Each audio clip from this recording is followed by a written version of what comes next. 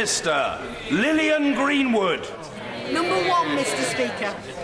The Prime Minister. Thank you, Mr. Speaker.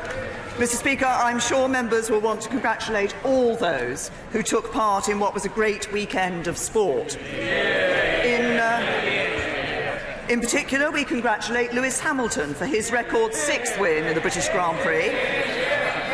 And on Monday, I was able to welcome England's cricket team to Downing Street, following their brilliant performance in winning the Cricket World Cup. As I said to them, they are a team that reflects the very best of modern Britain, and a team that plays like no other in the world. Mr. Speaker, I'm sure that the House will want to join me in wishing all the best to the home nations taking part in the Netball World Cup in Liverpool. This morning I had meetings with ministerial colleagues and others. In addition to my duties in this House, I shall have further such meetings later today. Lillian Greenwood. Thank you, Mr. Speaker. I join the Prime Minister in offering our congratulations, particularly to the England team who won the Cricket World Cup. We were very proud to host some of those games at Trent Bridge in Nottingham, and also our best wishes to the netball team. Notts County, the world's oldest professional football club, is facing the very real threat of extinction. Under Chairman Alan Hardy, the club has reached a financial crisis and could be liquidated before the start of the coming season. Players and staff have not been paid in weeks, and the club is set to make its 4th appearance in the High Court later this month to face a winding-up petition. Will she and the whole House join me in calling on the FA, the Football League and the National League to investigate the current situation and help secure the future of this truly historic club? Well, can I thank the Honourable Lady for raising this issue? Obviously, football clubs up and down the country are of great importance to their local communities, and overall the financial state of football clubs is better now than at any time. But the government certainly isn't complacent, and we'll continue to hold the football authorities. She's referenced various football authorities. We will continue to hold the football authorities to account for ensuring there's transparency around the ownership of clubs, sufficient inquiries of the suitability of owners are made, and financially clubs are continuing to live within their means. But I'm sure the whole House will join the Honourable Lady in hoping that, as the world's oldest professional football club, Notts County resolves their situation soon. Sir Peter Bottomley. Can I thank the Prime Minister and her Chief of Staff, Gavin Barwell, for all that they've done with Secretary of State on residential leasehold reform, where there's a prospect of ending unfairness and ending exploitation. As another legacy, can I refer the Prime Minister to the book by Michael Gillard on the legacy of the Olympics, about Gillard's investigation into the criminals who were there? I'm not suggesting she reads it before next week, but those who do look at it should see how the Department of Professional Standards in the Met overturned the police officer who was investigating the criminals. And when they're doing that, can they look at the book by Gurpal Verdi, Behind the Blue Line, about how they managed to investigate him when they did not interview the officers who were known to have been involved in the arrests of the complainant, and they charged him with an offence with a weapon that wasn't available until 8 years after the alleged offence. Can I say to my honourable friend, and I recognise the way in which he has championed a number of cases, and he's referenced one of them over the years in this House. Indeed, I had a number of meetings with him when I was Home Secretary in relation to that case. It is important that our police are able to operate to the highest professional standards. They have operational independence as to who they investigate and how they conduct those investigations. But I'm sure the whole House will want to say that we expect our police to conduct those investigations properly and fairly, and to ensure that when crime is committed, they are investigating that crime. Jeremy Corbyn. Thank you, Mr. Speaker. Can I agree with the Prime Minister on a congratulations to Lewis Hamilton and winning on Sunday, and to the fantastic cricket team which ended up winning the World Cup, but also thanks to New Zealand as well. What a brilliant final it was, and what a great advertisement it was for the wonderful game of cricket. Mr. Speaker, time is running out on climate change. That's what the Environment Secretary said yesterday. So why did the All-Party Environmental Committee accuse the government of coasting on climate change? The government has a fine record on climate change, including our recent legislation on net zero emissions. But there is an issue, Mr. Speaker, that needs to be addressed in this House. And before the right honourable gentleman stands up and parades himself as the champion of climate change or the champion of the people or the defender of equality and fairness, he needs to apologise for his failure to deal with racism in the Labour Party. Just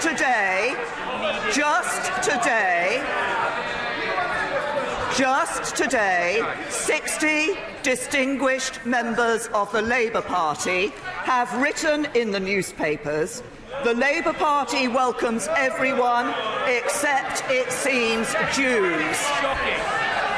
This is your legacy, Mr. Corbyn. You still haven't opened your eyes. You still haven't told the whole truth. You still haven't accepted your responsibility. You have failed the test of leadership. Apologise now. Jeremy Corbyn!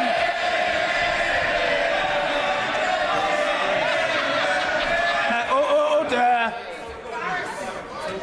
The right honourable gentleman will be heard.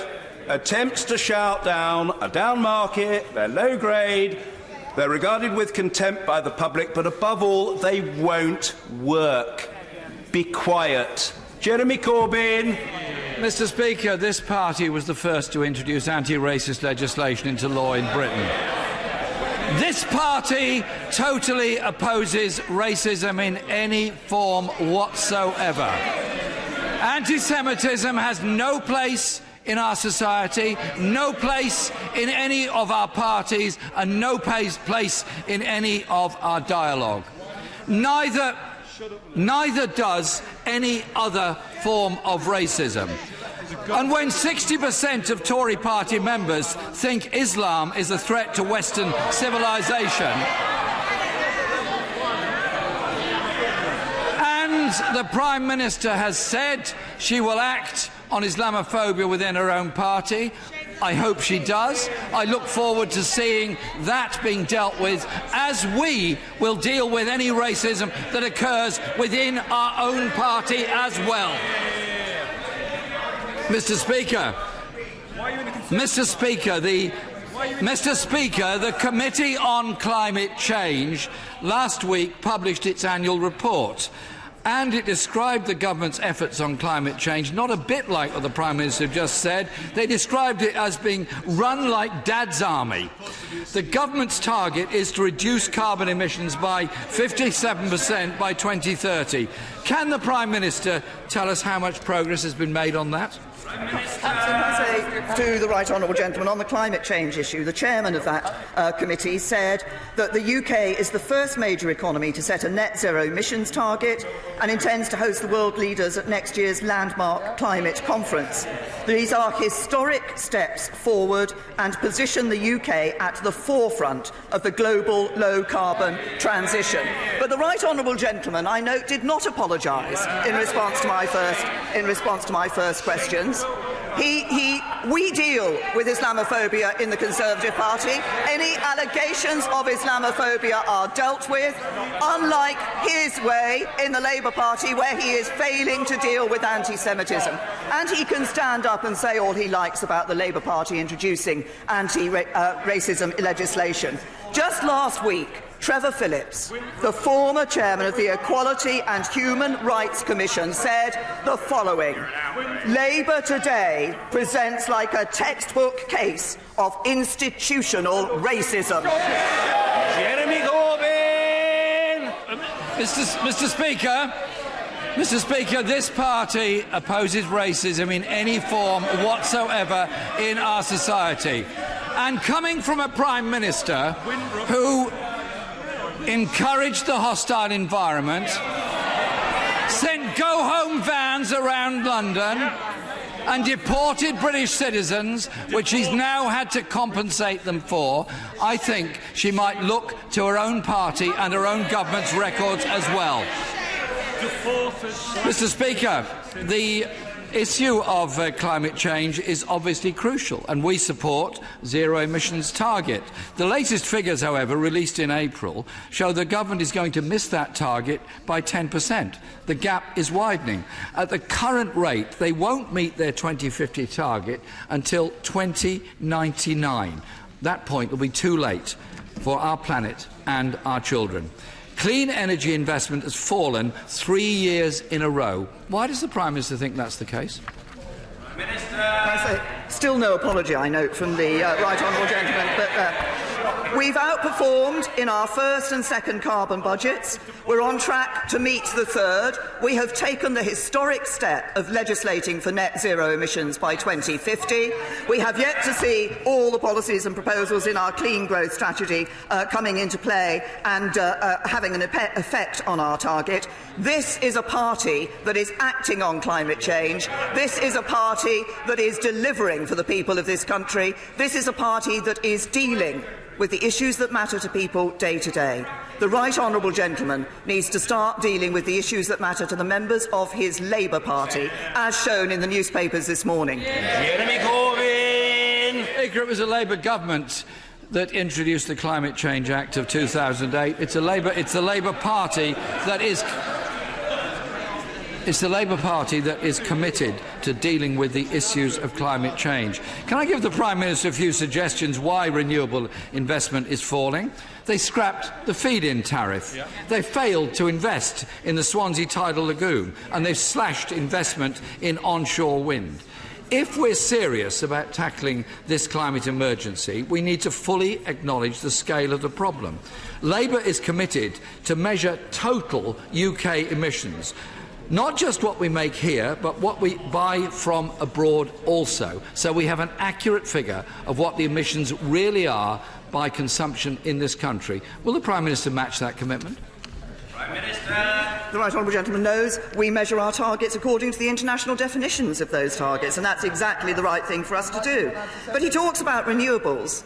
Let's just actually look at the record on renewables. Last year, renewables generated a record amount of electricity in this country, 33%.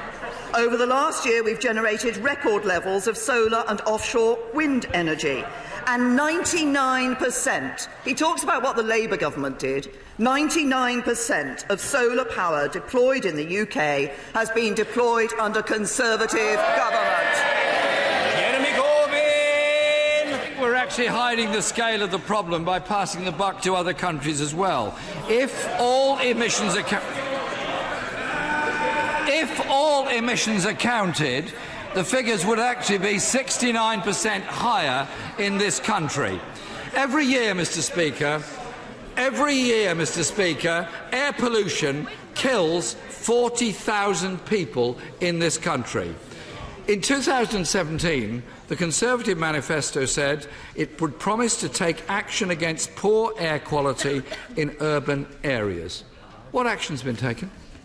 I say, first of all, to the right honourable gentleman, air pollution has reduced significantly since 2010 under the Conservatives in government, and our clean air strategy is the most ambitious air quality strategy in a generation, described by the World Health Organization as an example for the rest of the world to follow.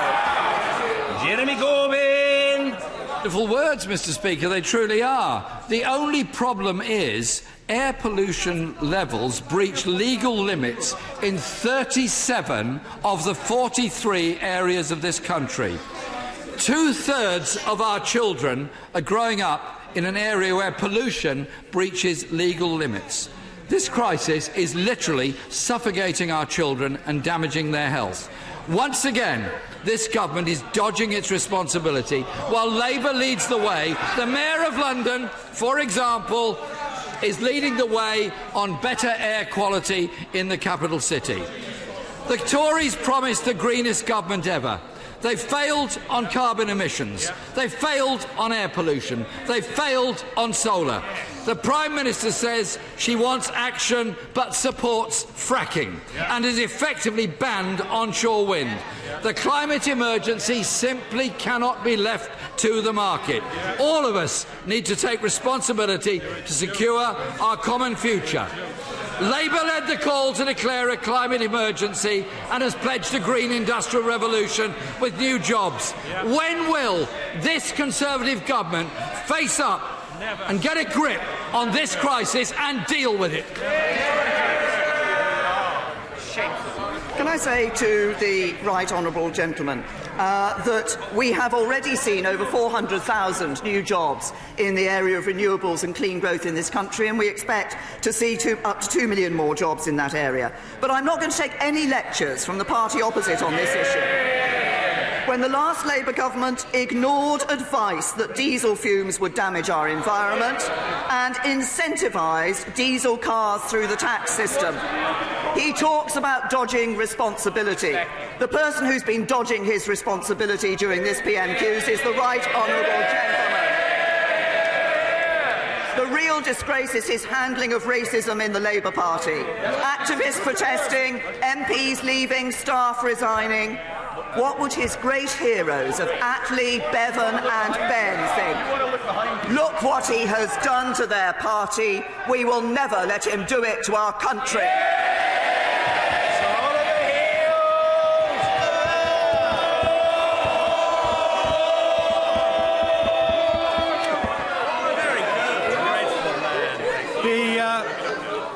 The Prime Minister has repeatedly made animal welfare a priority during her time. Britain leads the World Animal Welfare Protection Index. And can I thank her and the Secretary of State for supporting Finn's Law, the Animal Welfare Service Animals Act, and also for bringing forward the sentencing bill, which for a nation like ours, which loves animals, is a key measure because it will put up the maximum sentence to 5 years imprisonment. Will she do whatever more she can to ensure a speedy passage? Thank you, Mr. Speaker. And can I first of all thank my right honourable friend, because I know this is an issue that he has been working on himself for some time, and thank him for highlighting the work that has been done. There is no place for animal cruelty in this country, and when the sentencing bill is passed, as my right honourable friend alludes to, those who mistreat or abuse animals or are involved in animal fighting will rightly face one of the toughest penalties available anywhere in the world, which cements our place as a world leader on animal welfare. And the new maximum penalty will also apply soon to those who attack our brave service animals, such as Finn the police dog, through Finn's Law. And I want to pay tribute to the supporters and those organisations such as Battersea Dogs and Cats Home and the RSPCA for championing these changes, and I wish it a speedy passage through this House and the other place. And Blackford. Thank you, Mr. Speaker. This week, the Prime Minister finally did the right thing. When Donald Trump told women that they should go home, she called it out as unacceptable. Mr. Speaker, let me be clear. Donald Trump's actions are textbook racism. They are repugnant, and diplomatic politeness should never stop us from saying so. Will the Prime Minister now, on reflection, also take the opportunity to call out and condemn the racism of the go-home bans that she created in coalition government with the Liberal Democrats? I said at the time that was too blunt an instrument. That was dealing with... But there is an important issue here, which is that the public expect us to have a fair immigration system which deals with those who are here illegally. And that is what we need to do. And he refers to the comments made by President Trump. As he has himself alluded to, I have strongly condemned those comments made by President Trump. Ian Blackford. Mr. Speaker, when the Prime Minister implemented the hostile environment policy, her party stayed silent. When she delivered the racist go-home bans, the Tories remained silent. When asylum seekers are deported to places where their lives are at risk, the Tories stay silent. And yes, Mr. Speaker, when faced with the racist columns written by the former Foreign Secretary, they stay silent. Isn't the member for Aberconwy correct, Prime Minister, when he warns that the Tories are appealing to the type of nationalism that has seen UKIP grow? While the Tory party shares more with the extremes of Donald Trump and Nigel Farage, isn't it any wonder, Mr Speaker, that Scotland looks on in horror? The Conservative Party is a party for the whole of the United Kingdom, and the only party in this House which is appealing to blatant nationalism is the party that wants to take Scotland.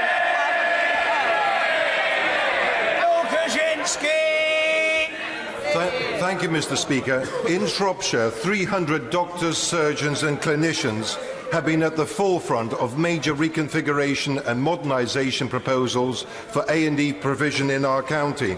We have secured £320 million for these vital changes, and yet Labour-controlled Telford Council, an organisation bereft of any medical expertise, has repeatedly prevented these vital changes from taking place. Will the Prime Minister update the House when this long-running saga is going to finally come to an end and my doctors and clinicians can get back to their day jobs? Can I say to my honourable friend, I thank him for raising what is obviously a very important issue for him and his constituents, and I recognise that there are concerns about the Future Fit programme and the services in Shropshire. I understand that my right honourable friend, the Health Secretary, has referred this programme to the Independent Reconfiguration Panel, and the Department of Health will be studying that advice carefully before making a decision. We have a simple view that clinicians should take these decisions, because it's clinicians who know best the services that should be available for his constituents and others. Steve McCabe. Thank you.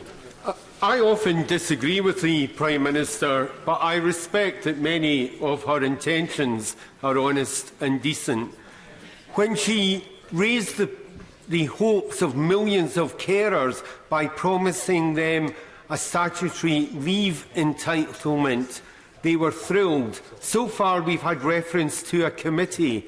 Is it a failed promise, or does the fact it's a manifesto pledge mean she's ensured that the honest and decent thing for her successor to do is deliver it? Well, can I say to the honourable gentleman that the issue of carers' leave is one on which we've been consulting. That is in the system, and I have every expectation that whoever succeeds me in this place will indeed take that forward. Sir Roger Gale. Mr Speaker, it's been remarked upon that my right honourable friend is one of only 3 Prime Ministers upon whose watch a World Cup has been brought home. She and her husband were fortunate enough to be present to watch that wonderful team effort. In the final week of her premiership, would my right honourable friend allow herself the luxury of considering that history is likely to treat her captaincy rather more kindly than it will treat those who have campaigned against her?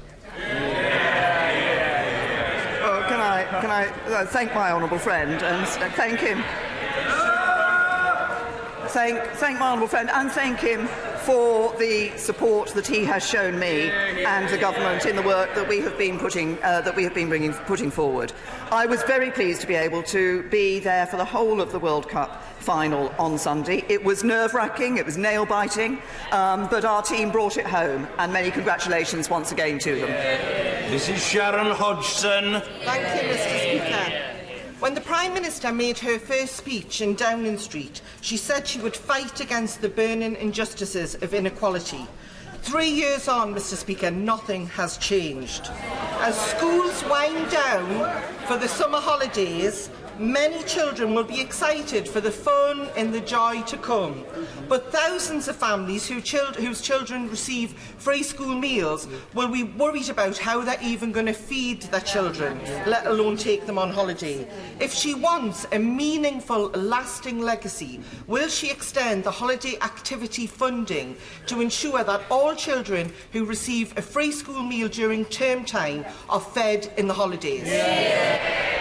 Can I say to the honourable lady that we had a successful £2 million programme in the summer of 2018, and this year we are more than quadrupling this funding. Around 50,000 disadvantaged children in 11 local authority areas will be offered free meals and activities over the summer holidays. That is going to be funded by £9 million from the Department for Education. We had a good programme last year. We're expanding that programme this year because we want to help children wherever they are receive the right support in school and out. Ed Vasey.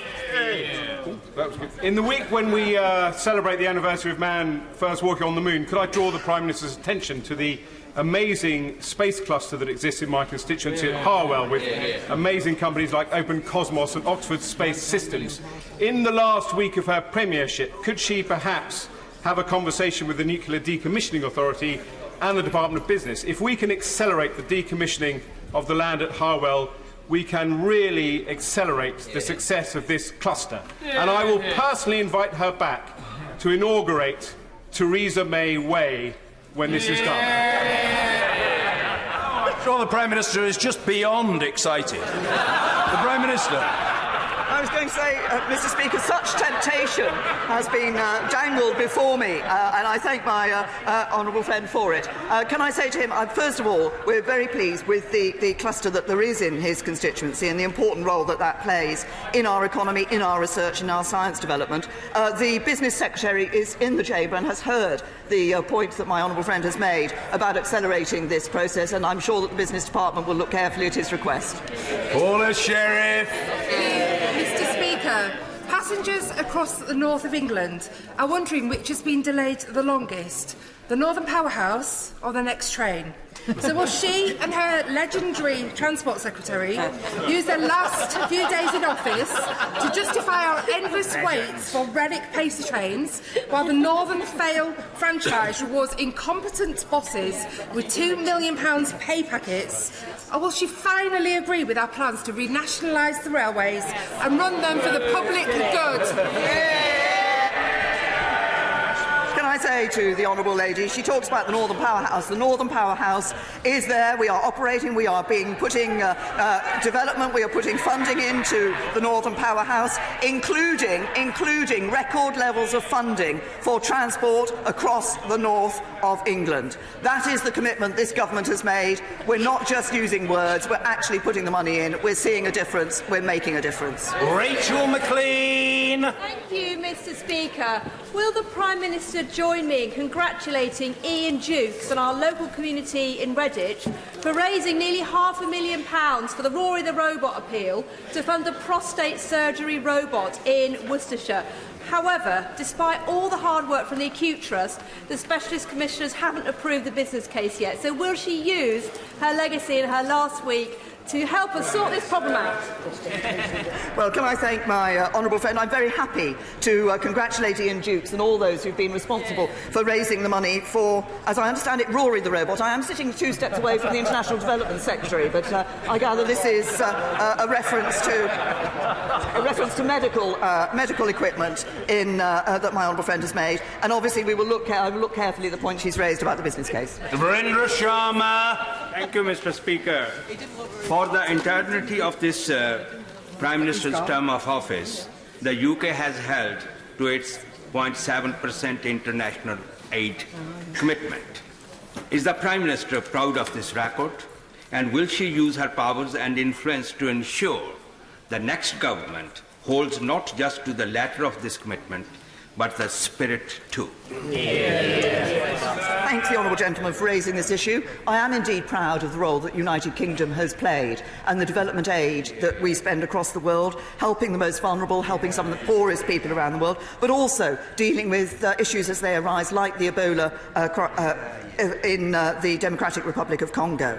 Can I also say to the honourable gentleman, the 0.7% of GNI target is now in legislation, and also it was a commitment that we as Conservatives in our manifesto committed to maintain. So I'm sure that that will continue, and it will continue to be an important sign of what this government, this Conservative Party, believes we should be doing around the world in helping some of the most vulnerable and some of the poorest. Robert Halfon. Thank you, Mr. Speaker. Prime Minister, on Saturday I met a group of residents in Harlow, many of them on government help to buy schemes, who moved into homes built by Persimmon that are shoddily built with severe damp and crumbling walls. In the eyes of my residents, Persimmons are crooks, cowboys and con artists. Will my right honourable friend, the Prime Minister, hold the company to account, ensure that residents get proper compensation, urge the Chief Executive to come to Harlow to meet with these families who have suffered so much? Persimmon Homes should not behave in this way. Well, my honourable friend has raised a very important issue because as we increase the housing supply, it is important that the quality of new build homes continues to improve, and that we set out in our housing white paper an ambition, a target for a housing market that works for everyone. So we do expect developers to deliver good quality housing. We've already announced our intention for a new homes ombudsman to protect the rights of home buyers and to hold developers to account. We expect all developers to build their homes to a good quality standard. These are homes that people will be living in for many years. They deserve those standards. Mr. Speaker, all the major European industrial nations insist that ships for their navies are built in their own yards. So as part of our legacy, can I urge the Prime Minister to be a good European and follow their example, and instruct the Ministry of Defence to build their new support vessels in British yards, securing British jobs and using British steel? I say to the right honourable gentleman that, as he knows, it is this government that actually brought forward our shipbuilding strategy to ensure that we are supporting and encouraging shipbuilding around the United Kingdom. In relation to the Royal Navy, obviously the issue that he refers to is, I understand, support ships, and the Ministry of Defence is looking at the future provision. Of the building of those support ships in the future. We, of course, maintain our position in relation to the building of the ships of the Royal Navy. George Freeman. Thank you, Mr. Speaker. This weekend, our sporting heroes, winners and losers, inspired a new generation. Science can also inspire. 60 years ago, JFK electrified the world and united a divided and fearful nation with the inspiring Apollo moonshot programme, which also helped to defeat the Soviet Union and laid the foundations for US technology leadership. Would my right honourable friend join me in saluting our pioneering scientist astronauts Helen Sharman and Tim Peake, and agree with me that Brexit can and must be a moonshot moment for British science and innovation to tackle global challenges? Well, can I thank my honourable friend for raising this with me? I'm very happy to congratulate and salute our pioneering UK astronauts Helen Sharman and Tim Peake. One of the first receptions I held in number 10 Downing Street when I became Prime Minister was for Tim Peake, and what was inspiring was to see the way in which what he had done in space had encouraged young people particularly to have this interest in space and in science. We're a global leader in science and innovation. We will continue to do that once we leave the European Union, and of course leaving the EU will open opportunities for UK science and innovation to tackle global challenges. Chris Stevens. Thank you, Mr. Speaker. Tonight, campaigners will be meeting in Govan to discuss direct action against the Home Office contractor Serco, who intends making 300 vulnerable asylum seekers homeless through their lock change eviction programme, many of whom have outstanding claims as asylum seekers, and as the Prime Minister will know, the Home Office can take 37 days to process Section 4 support. So will the Prime Minister intervene, stop these evictions, prevent a homelessness crisis in Glasgow and respect live legal proceedings so the law can be clarified in this regard? I say to the honourable gentleman, we are committed to providing asylum accommodation that's safe and secure. We take the well-being of asylum seekers and the local communities in which they live very seriously. Asylum seekers who would otherwise be destitute are provided with free, fully furnished accommodation while their applications are considered, and we cover utility costs, provide a cash allowance to cover other essential living needs. But once a person's asylum claim is fully determined, then their entitlement to that support will end. What I understand has been happening is that Serco has been providing accommodation at its own expense to over 300 people who are no longer eligible for such accommodation, either because they've been refused asylum or because they've been granted leave to remain and should move on to mainstream benefits and housing. Jeremy Lefroy. Mr. Speaker, last week I had the honour of visiting the world's best transformer factory in Stafford in my constituency, run by General Electric. They were constructing the first of 72 transformers to go to Iraq. Now they are only able to do this through the support of UK Export Finance. Would my right honourable friend congratulate me? Would my right honourable friend...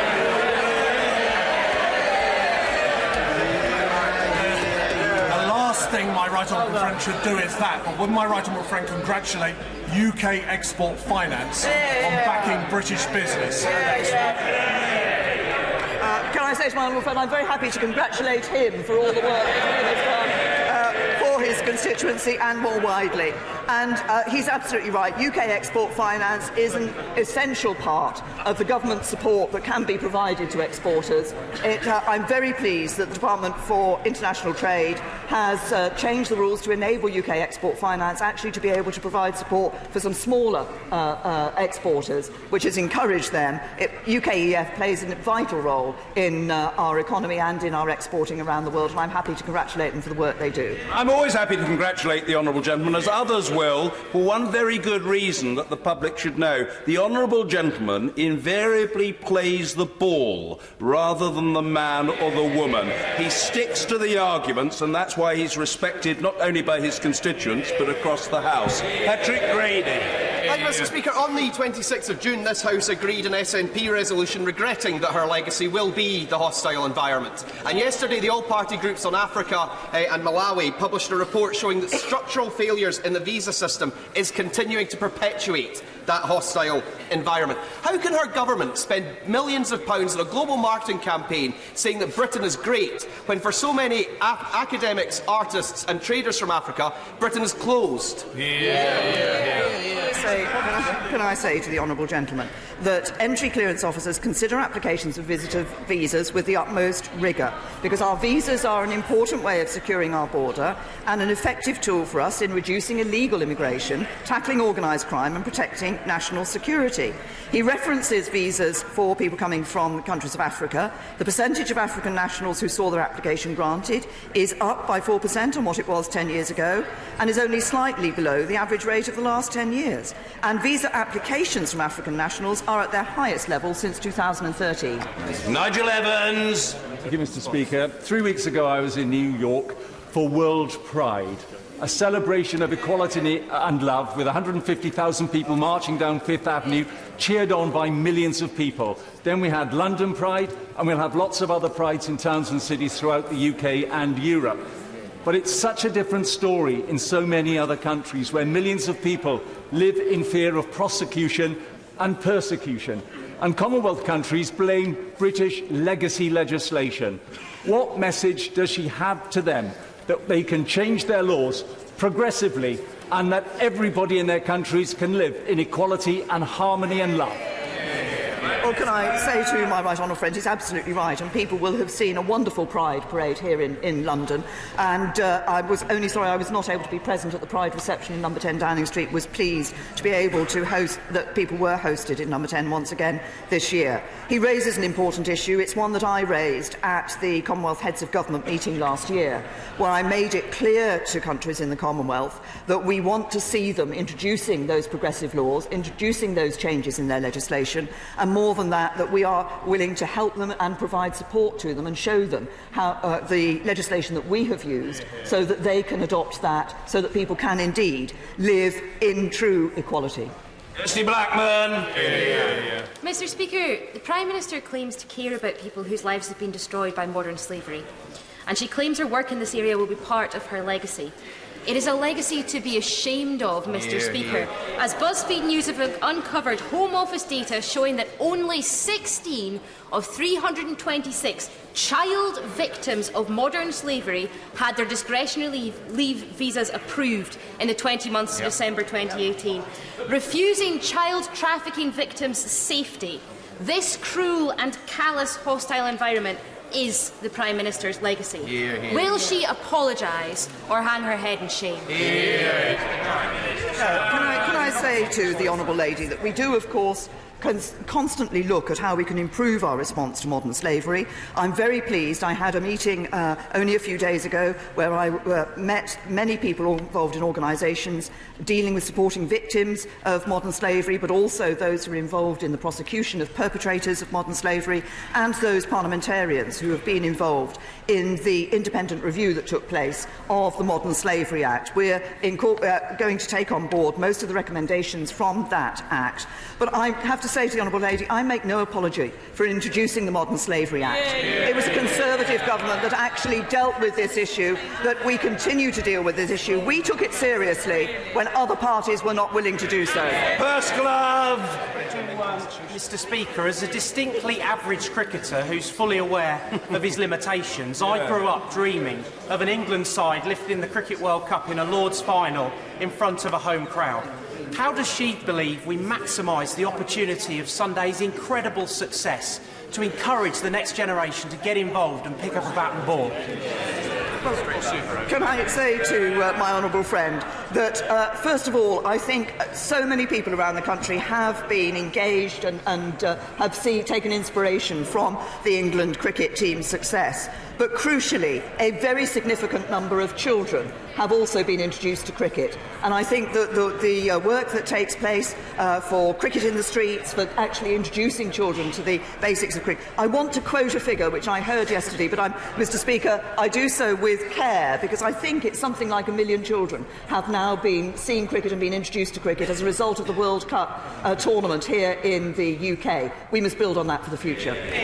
Thank you. Thank you. Neil Gray. Thank you, Mr. Speaker. Yesterday in Parliament, a young man named Adam, who has learning difficulties, spoke at the launch of a report from the Disabilities Benefit Consortium entitled "Has Welfare Become Unfair?"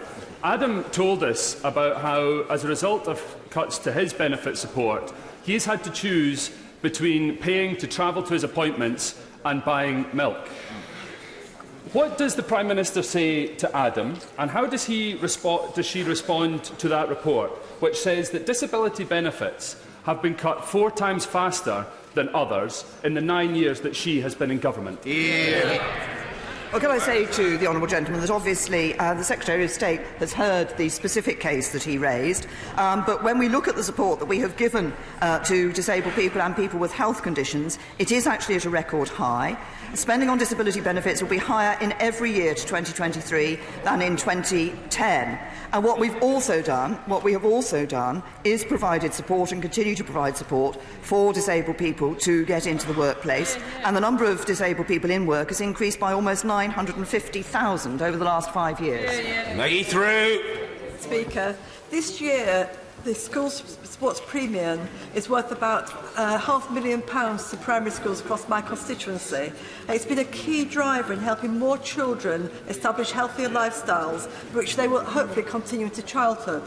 Will my right honourable friend join me in encouraging the next government to look closely at extending this funding beyond 2020 so we can help even more children become healthier for life, and also hopefully inspire some of those young people to become our World Cup winners of the future? Well, can I say to my honourable friend, she's raised an important issue. I think we all recognise the importance of sport in schools, and the Sport Action Plan has an aspiration for every child to get 60 minutes of sport and activity a day, and that's why we did publish a cross-government school sport action plan on Monday. That will be taken forward. This is an issue that Conservatives in government have taken very seriously. We're putting that PE and sport premium in. It will continue in the 2019 to 2020 academic year.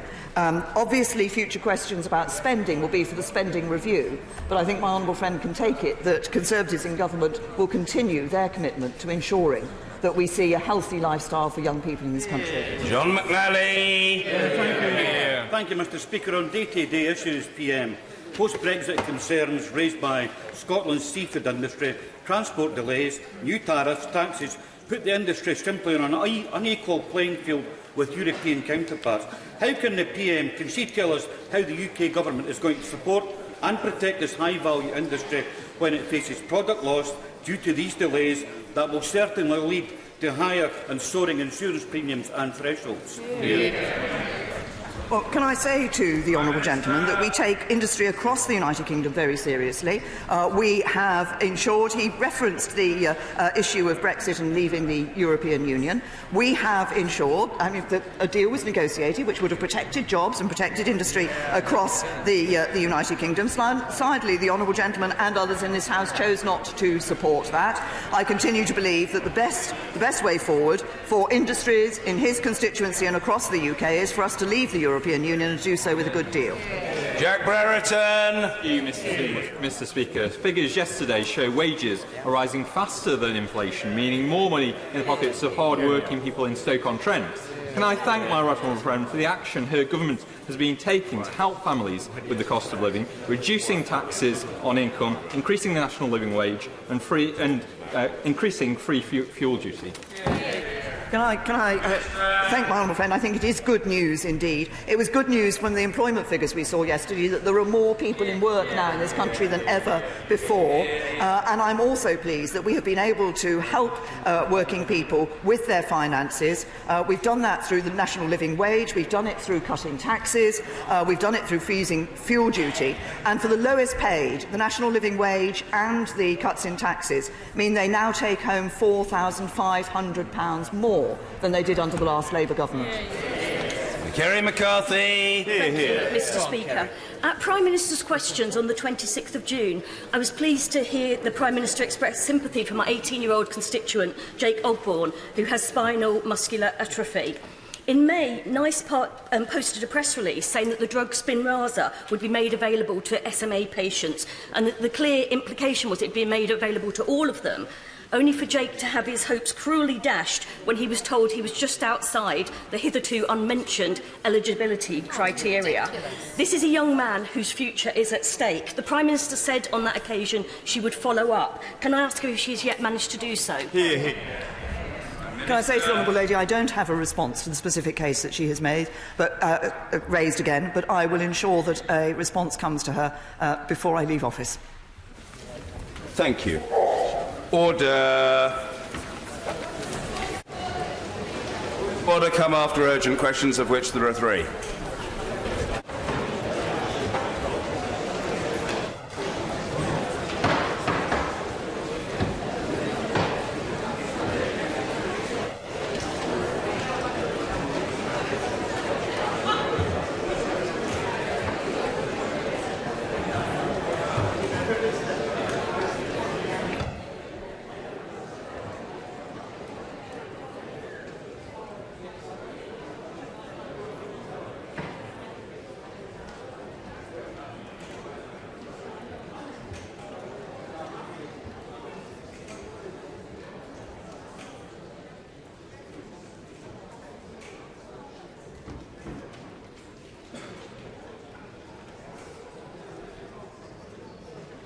Order.